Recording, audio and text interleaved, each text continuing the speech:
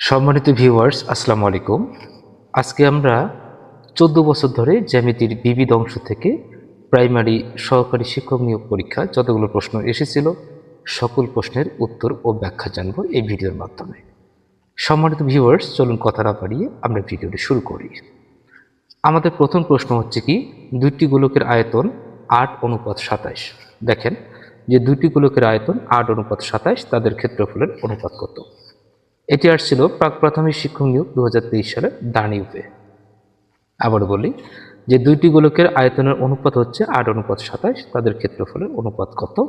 এর প্রশ্নটিকে আজকে আমরা সলভ করব। খুবই গুরুত্বপূর্ণ একটি প্রশ্ন।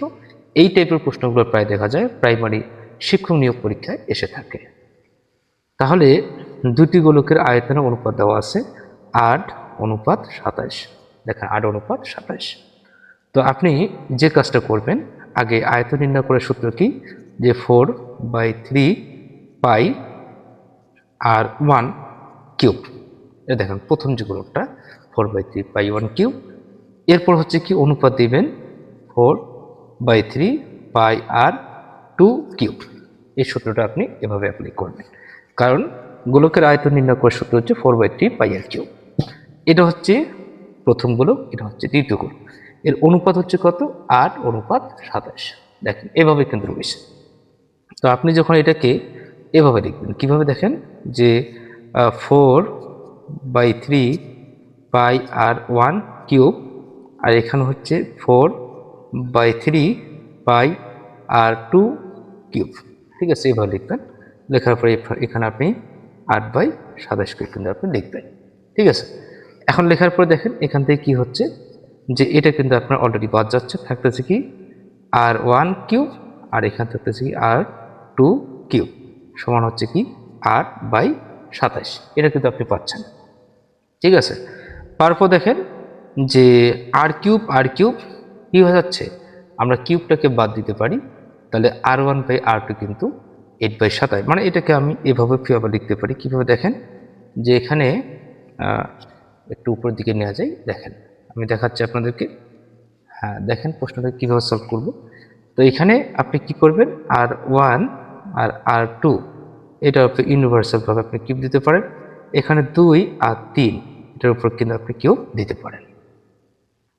এভাবে কিন্তু আপনি কিউব দিতে পারেন। দেওয়ার পর দেখেন আপনি কি লিখতে পারেন, তখন বা লিখবেন।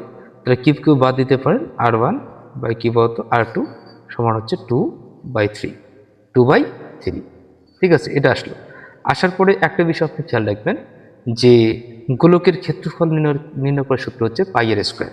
পাইয়ের স্কোয়ার। তো আপনি যখন স্কোয়ার করবেন, দেখেন আপনি যখন স্কোয়ার করবেন তখন আপনি কীভাবে প্রশ্নটি সলভ করবেন, বা লিখবেন। লেখার পরে এখানে আপনি স্কোয়ার করবেন, এখানে স্কোয়ার করতে, তাহলে কী হচ্ছে, আমি এটা ক্ষেত্রে পাই আর 1 স্কোয়ার দিই, এখানে পাই আর 2 স্কোয়ার দিলাম যেহেতু ক্ষেত্রফল, তাহলে এখানে আমি এটা 2 স্কোয়ার দিতে পারি, এখানে 3 স্কোয়ার দিতে পারি। তাহলে এখানে দেখেন অনায়াসে কিন্তু আমাদের যে রেজাল্টটা কি হচ্ছে, যে ক্ষেত্রফলের যে রেজাল্টটা পাই আর 1 স্কোয়ার ইস্টু কি বলতো পাই আর 2 স্কোয়ার সমান কি লেখা যায়, সমান কিন্তু লেখা যায় আমাদের 2 2 4 3 3 9, তাহলে 4:9। 4:9। তো আমাদের রেজাল্ট কিন্তু হচ্ছে 4:9। 4:9। তো দেখেন আমাদের যে প্রশ্নটা ছিল সেই প্রশ্নের মধ্যে কিন্তু রেজাল্ট ছিল 4:9। তো দেখেন আমরা অলরেডি কিন্তু ক নাম্বার সলিউশন করে ফেলছি, যে 4:9 হচ্ছে আমাদের রেজাল্ট। সম্মানিত ভিউয়ার্স, এই অঙ্কটি কিন্তু আমাদের শর্টকাট নিয়মের মধ্যে আসলো না। শর্টকাট নিয়মের মধ্যে অঙ্কটি আসলো না, অঙ্কটি আমাদের ব্রড হয়ে গেল। তো এই ধাঁচে যদি এমসিকিউ আসে তাহলে আপনি কিন্তু খুব দ্রুত এবং সহজে বের করতে পারেন, এইভাবে না করে। কিভাবে, যে অনুপাত হচ্ছে কত 8:27, তাই না, 8:27। তো এই জন্য আপনি কি করবেন, প্রথম যে গোলক সেটাকে 2 দিয়ে ভাগ করবেন, এবং দ্বিতীয় যে গোলক সেখানে 3 দিয়ে ভাগ করবেন। ভাগ করলে কি পাচ্ছেন, তাহলে 4:9 পাচ্ছেন। 4:9। খুব দ্রুত কিন্তু আপনি প্রশ্ন সলভ করতে পারবেন। তো আপনি আপনি এটা হচ্ছে আমাদের অ্যাপ্রোপ্রিয়েট নিয়ম, মানে এটা এইভাবে কিন্তু হয়। কিন্তু আপনি শর্টকাট জিনিস খোঁজার চেষ্টা করবেন, যে পরীক্ষা সেন্টারে কিন্তু আমাদের বেশি সময় নাও থাকতে পারে, অল্প সময়ের ব্যাপার। সো আমরা শর্টকাট নিয়মটাকেও একটু মনে রাখার চেষ্টা করব। কিভাবে, আপনি প্রথমগুলোকে, মানে সূত্র হচ্ছে কি a/2, হ্যাঁ, রেশিও b/3। এ হচ্ছে কি আমাদের প্রথম গোলক, আর বি হচ্ছে কি আমাদের দ্বিতীয় গোলক। তার প্রথম গোলকের যে আয়তনটা থাকবে সেটাকে 2 দিয়ে ভাগ করবে, এবং দ্বিতীয় গোলকের যে আয়তনটা থাকবে সেটাকে 3 দিয়ে ভাগ করলে আপনি কিন্তু তাদের ক্ষেত্রফলের অনুপাতটা অনায়াসে আপনি কিন্তু পাবেন। ঠিক আছে, এভাবে আপনি এই প্রশ্নটাকে সলভ করতে পারবেন। এখন আমাদের পরবর্তী প্রশ্ন 2 নাম্বার, যে দুইটি লাইন একে অন্যের থেকে 2 মিটার দূরে সমান্তরালে চলে। দেখা যাচ্ছে, অবশ্যই দেখা যাচ্ছে যে দুইটি লাইন একে অন্যের থেকে 2 মিটার সমান্তরালভাবে চলে যাচ্ছে, তারা একে অন্যের সাথে মিলিত হবে কত মিটার দূরে? প্রশ্নটি খুবই গুরুত্বপূর্ণ। এটি আসছিল প্রাথমিক শিক্ষক নিয়োগ পরীক্ষা 2019 সালের 3য় ধাপে প্রশ্ন। তারা দুইটি লাইন একে অন্য থেকে 2 মিটার সমান্তরালে চলে যাচ্ছে। তাহলে মনে করুন যে এটি একটি লাইন আর এটি হচ্ছে একটি লাইন। একটু সেন্স রাখবেন যে এটি হচ্ছে লাইন, এটি হচ্ছে একটি লাইন, এরা পরস্পর 2 মিটার দূরে, কয় মিটার? 2 মিটার দূরে সমান্তরালে তারা চলে যাচ্ছে। তারা একে অন্যের সাথে মিলিত হবে কত মিটার দূরে? তো এই যে চলে যাচ্ছে, বাট তাদের মাঝখান যে ডিফারেন্সটা সেটা হচ্ছে কি বলতো? 2 মিটার। ডিস্টেন্সটা হচ্ছে 2 মিটার। তাই এরা কি কখনো মিলিত হবে? অবশ্যই না। তার মানে উত্তর হবে কি? মিলিত হবে না, মিলিত হবে না। তার মানে তারা কোথাও মিলিত হবে না। অ্যান্সার হচ্ছে আমাদের কোথাও মিলিত হবে না। খেয়াল রাখবেন, দুটি সরলরেখা যখন সর্বদা সমান দূরত্ব বজায় রেখে চলে তখন তাদেরকে সমান্তরাল বলা হয়। কি বলা হয়? সমান্তরাল বলা হয়। আর সমান্তরাল রেখা কখনো একে অন্যের সাথে মিলিত হয় না। তো এটি হচ্ছে আমাদের রেজাল্ট, মানে কোথাও তারা মিলিত হবে না। পরবর্তী প্রশ্ন, যে একটি ফুটবলের ব্যাস 10 ইঞ্চি হলে ফুটবলের আয়তন কত? এটি প্রাক প্রাথমিক শিক্ষক নিয়োগ 2015 সালের 3য় ধাপে আসা একটি গুরুত্বপূর্ণ প্রশ্ন ছিল। তাহলে একটি ফুটবলের ব্যাস হচ্ছে 10 ইঞ্চি হলে ফুটবলের আয়তন কত? এর আগে প্রথমের যে প্রশ্নটি ছিল সেখানে ফুটবল মানে কি, যে কোনো গোলকের আয়তন নির্ণয় করে একটা সূত্র ছিল 4/3 পাই আর কিউব। দেখেন এই সূত্র ছিল 4/3 পাই আর কিউব। অবশ্যই খেয়াল রাখতে হবে যে গোলকের আয়তন বের করার সূত্র হচ্ছে 4/3 পাই আর কিউব, এবং ক্ষেত্রফল হচ্ছে পাই আর স্কোয়ার। এটা হচ্ছে ক্ষেত্রফল বা এরিয়া, এটা হচ্ছে ভলিউম বা আয়তন।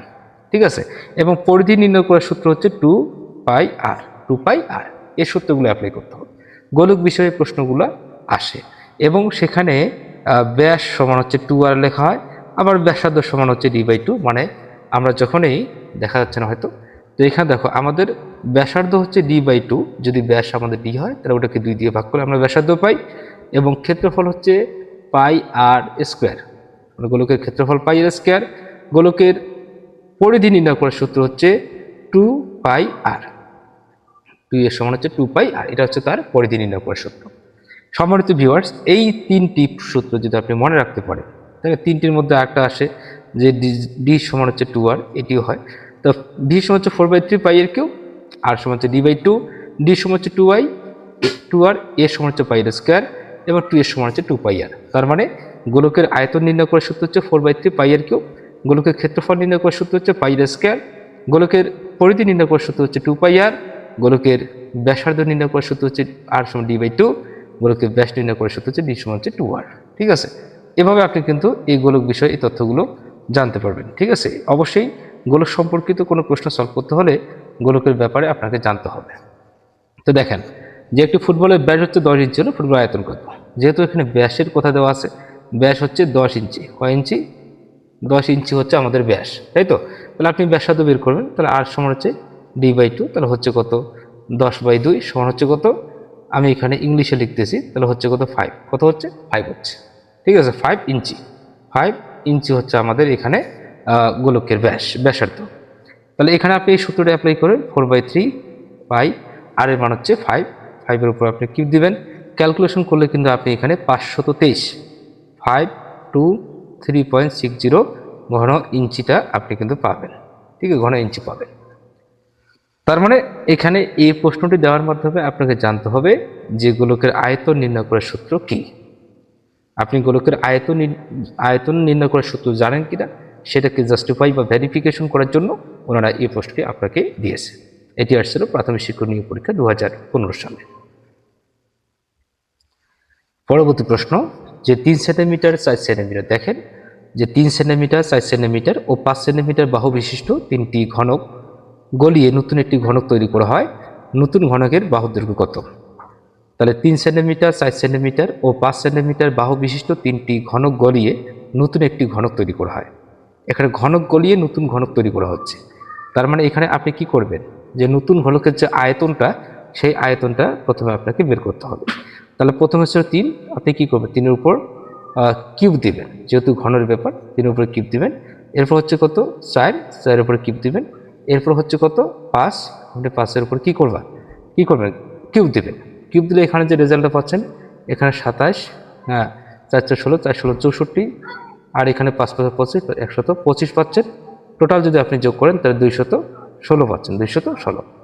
এখন বলছে কি, এই যে নতুন একটা ঘনক তৈরি হইল, এই নতুন ঘনকের বাহুর দৈর্ঘ্য কত। এই নতুন ঘনকের বাহুর দৈর্ঘ্য বের করতে হলে আপনাকে কি করতে হবে, বাহুর দৈর্ঘ্য বের করতে হলে আপনাকে যে কাজটা করতে হবে, কিউবিক রুট করতে হবে 216-কে। আপনি যখন 216-কে কিউবিক রুট করবেন, তখন কিন্তু আপনি আনসার পাবেন 6। কত পাবেন 6। তখন এটা হচ্ছে নতুন ঘনকের বাহুর দৈর্ঘ্য হচ্ছে 6 সেন্টিমিটার। ঠিক আছে, এবার প্রথমে আপনাকে কি করতে হবে, ঘনকগুলো থেকে ঘনকগুলোর ক্ষেত্রফল বের করতে হবে, আয়তন বের করতে হবে। করার পর নতুনভাবে একটা আয়তন আপনাকে বের করতে হবে, সবগুলো যোগ করার পরে এখান থেকে আপনি তখন একটা বাহুর দৈর্ঘ্য পাবেন 6 সেন্টিমিটার। কীভাবে, কিউবিক রুট করবেন, ঠিক আছে। এভাবে আপনি কিন্তু প্রশ্নটাকে সলভ করতে পারবেন। আমাদের সর্বশেষ প্রশ্ন, যে একটি খোলা জলধারার দৈর্ঘ্য প্রস্থ উচ্চতা যথাক্রমে 2.5 মিটার, 2 মিটার ও 100 মিটার, জলধারাটির আয়তন কত ঘনমিটার। এটি আসছিল প্রাথমিক শিক্ষক নিয়োগ পরীক্ষা 2023 সালে গ্রুপ 1-এ। তো দেখেন, এটা খুবই সহজ একটা প্রশ্ন। জলধারার যেহেতু দৈর্ঘ্য প্রস্থ উচ্চতা রয়েছে, সো আপনি এই সবগুলোকে যদি আপনি গুণ করেন, সরি এখানে 100 দিলাম, সবগুলোকে যদি আপনি গুণ করেন, তাহলে গুণ করলে আপনি কত পাচ্ছেন, 500 পাচ্ছেন। তাহলে 500 ঘন সেন্টিমিটার আছে না, তাহলে ঘন মিটার, এই হচ্ছে আমাদের রেজাল্ট। তার মানে সবচেয়ে বড় কথা, এই প্রশ্নটির মাধ্যমে আপনি জানতে পারবেন বা শিখতে পারবেন, বা আপনার মনে আছে কিনা যে আয়তন বের করার সূত্র কি। তাহলে এই প্রশ্নটি আসছিল প্রাথমিক শিক্ষক নিয়োগ 2023 সালে। সম্মানিত ভিউয়ার্স, এই হচ্ছে আজকে আমাদের জ্যামিতির বিবিধ অংশ থেকে বিগত 14 বছরে আসা সকল প্রশ্নের উত্তর ও ব্যাখ্যা। যদি ভিডিওটি আপনাদের সামান্যতম উপকারে আসে, তাহলে অবশ্যই পেজটি ফলো দিবেন অথবা ইউটিউব চ্যানেলটি সাবস্ক্রাইব করবেন। সম্মানিত ভিউয়ার্স, আপনারা যারা 19তম শিক্ষক নিবন্ধন প্রার্থী রয়েছেন, আপনাদের জন্য আমরা তৈরি করছি 548 পেজের একটি পিডিএফ। তো যে পিডিএফে আপনি পাবেন প্রথম থেকে 1st to 18th, প্রথম থেকে 18তম শিক্ষক নিবন্ধন পরীক্ষায় এ পর্যন্ত স্কুল পর্যায় 2 এবং কলেজ পর্যায় থেকে বাংলা, ইংরেজি, জিকে, বিজ্ঞান, গণিত সহকারে যতগুলো প্রশ্ন আসছে, সকল প্রশ্নের নির্ভুল উত্তর ও ব্যাখ্যা। তো এই পিডিএফটি মাত্র 100 টাকায় নিতে আমার যে হোয়াটসঅ্যাপ নাম্বার 01788634483, এই নাম্বারে মেসেজ অথবা কল দিবেন। ইনশাল্লাহ মাত্র 100 টাকার বিনিময়ে আপনি পিডিএফটি পেয়ে যাবেন। সম্মানিত ভিউয়ার্স, আমাদের পিডিএফটি তারা নিচ্ছে যারা একটু এক্সট্রা অর্ডিনারি, মানে এক্সট্রা যারা প্রিপারেশন নিতে চায় এনটিআরসি এর জন্য, তারাই নিচ্ছে। যাদের কাছে বই রয়েছে তারাও নিচ্ছে, যাদের কাছে বই নেই তারাও নিচ্ছে। অর্থাৎ পিডিএফটি সংগ্রহ করতে অবশ্যই 01788634483 এই হোয়াটসঅ্যাপ নাম্বারে মেসেজ অথবা কল করবেন। আর যারা ফেসবুক থেকে দেখছেন তারা অবশ্যই মেসেঞ্জারে মেসেজ করবেন, ইনশাল্লাহ আপনি পেয়ে যাবেন। আজকে এই পর্যন্ত, আল্লাহ হাফেজ।